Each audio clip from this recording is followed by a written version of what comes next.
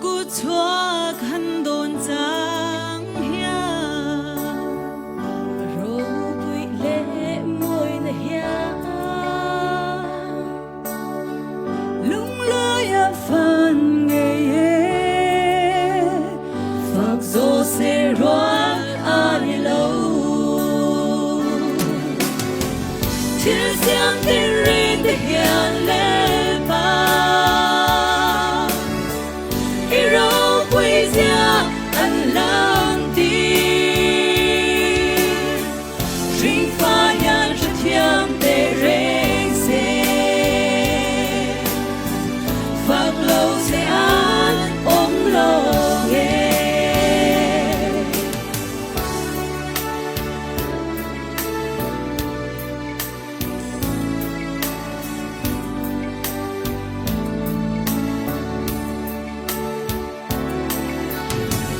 vì yêu thúc lệ giang tập đêm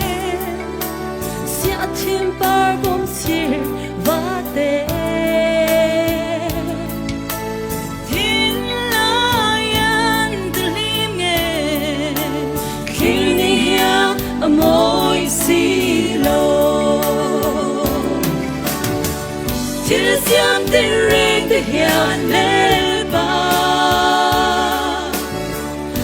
rau bơi ra ăn lan ti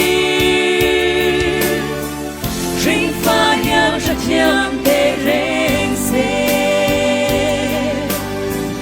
phật lâu thế an ôm lô nghe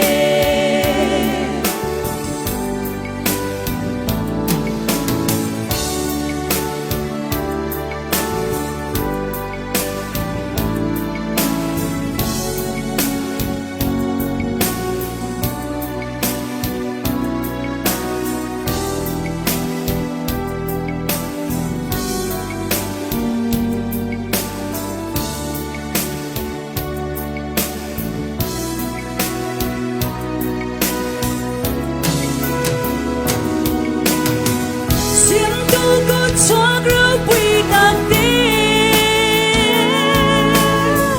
xin phát tin ngài à đây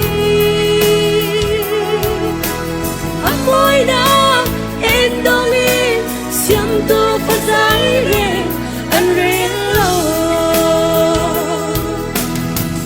mà tin xóm tu lên bà bật thiên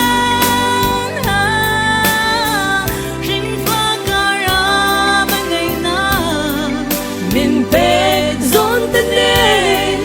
lom thu cánh shil dê